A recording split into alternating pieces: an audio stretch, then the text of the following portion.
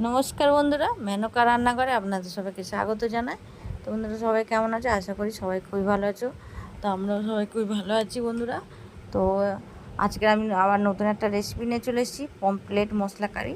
তো কীভাবে বানাচ্ছি আপনাদের সাথে শেয়ার করছি। পুরো ভিডিওটা দেখার জন্য অনুরোধ করছি বন্ধুদেরকে। ভালো লাগলে পাশে থাকবেন বন্ধুরা। তো চলুন আমি রেসিপিটা বানিয়ে দেখাই। তো প্রথমে আমি এখানে নুন, হলুদ আর একটু লেবুর রস এখানে মিশিয়ে মাখিয়ে রেখেছিলাম পমফ্রেট মাছটাকে। তারপর কড়াই তেল দিয়ে মাছগুলোকে ভেজে তুলে নিলাম। এখানে ওই তেলের মধ্যে গরম মশলা, গোটা গরম মশলা আর সাদা জিরে ফোড়ন দিলাম আমি। দিয়ে এখানে পেঁয়াজ বাটা দিয়ে দিলাম, একটা গোটা পেঁয়াজ কেটে এদের দিয়ে ভালো করে এইভাবে কষে নিচ্ছি। পেঁয়াজটা ভালো করে কষা হয়ে গেলে, একটু ভাজা ভাজা হয়ে গেলে ভালো করে, তারপরে এর মধ্যে মশলা দিয়ে দিতে হবে। তো দেখুন একটু ভাজা ভাজা হয়ে এসছে।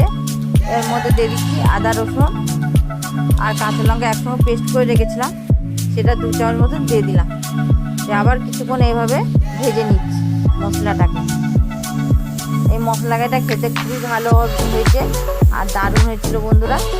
তো এবার নুন দিয়ে দিলাম স্বাদ মতন, হলুদ গুঁড়ো দিয়ে দিলাম, একটা টমেটো পেস্ট করে রেখেছিলাম দিয়ে দিলাম। আমি লঙ্কা বেটে নিয়ে রেখেছিলাম, তা আপনারা যদি লঙ্কার ঝালটা যদি বেশি লাগে বা পরিমাণ বোঝেন তো আপনারা সেই মতন দিয়ে দিতে পারবেন, ঝালটা আপনাদের মতন দেবেন। দিয়ে ভালো করে এইভাবে কষে নিচ্ছি। একটু আঁচটা কমিয়ে রাখতে হবে, নাহলে মশলাটা পুড়ে যাবে। সেই আঁচটা কম আছে, আমি এইভাবে কষে নিচ্ছি ভালো করে। এর মধ্যে এবার শুকনো লঙ্কার, কাশ্মীর লঙ্কার গুঁড়ো দিচ্ছি, জিরে গুঁড়ো দিয়েছি আর ধনে গুঁড়ো দিয়ে দিলাম। দিয়ে ভালো করে আবার কিছুক্ষণ কষে নেব।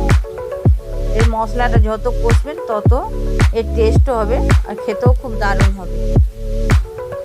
তো এইভাবে ভালো করে কষে নিচ্ছি,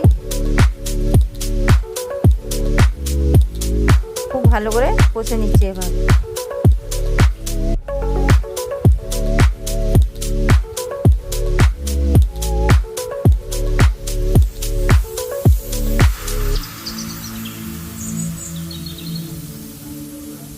এইভাবে কষা হয়ে এসছে।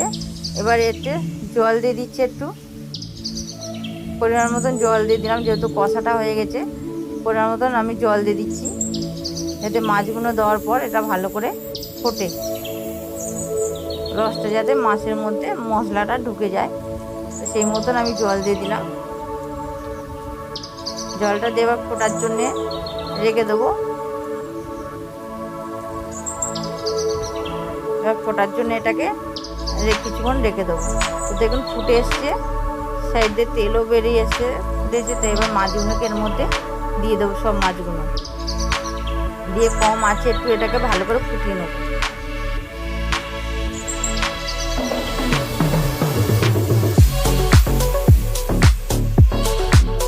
তো সব মাছগুলো দিয়ে দিয়েছি, যে মাছগুলো আবার আরেকদিকে উল্টো পাল্টে দিচ্ছি, যে মাছের মধ্যে ঝোলটা, রসটা ভালোভাবে ঢুকে যাবে। দেখুন হয়ে এসছে, একদম শুকনো শুকনো তেলও বেরিয়ে এসছে, মাখা মাখা হয়ে গেছে একদম মশলা। তো এবার এটাকে এবার নামিয়ে নেবো, হয়ে এসছে, এবার নামিয়ে নেবো। তো কেমন হলো বন্ধুরা? দেখুন কালারটাও খুব সুন্দর হয়েছে, দেখতেও খুব সুন্দর হয়েছে বন্ধুরা। তো কেমন হলো একটা কমেন্টে অবশ্যই জানিয়ে দেবেন, একটা লাইক করে দেবেন, অনেক অনেক শেয়ার করবেন, আর ভালো লাগলে একটা সাবস্ক্রাইব করবেন, পাশে থাকবেন বন্ধুরা। তো এখন মতন আবার এলাম নতুন ভিডিও নিয়ে, আবার ফিরে আসবো। নমস্কার।